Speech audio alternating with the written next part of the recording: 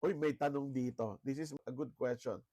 What if they will use your vulnerability or weakness to jeopardize your position? Ito po yung fear ng maraming mga managers na ayaw magsabi na merong problema. As a result, tumatagal yung problema. Pakiramdam nila na kapag ka sinabi nilang meron akong problema, I need help solving this problem, I need your inputs on this, is that I'm presenting myself as weak. No? Oo, yan po yung worry ng iba. Okay?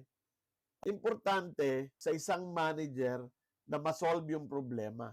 Yung solution on how to solve the problem doesn't have to be from the manager. It can be generated from the manager facilitating the problem solving discussion or the problem solving conversation. Ano po?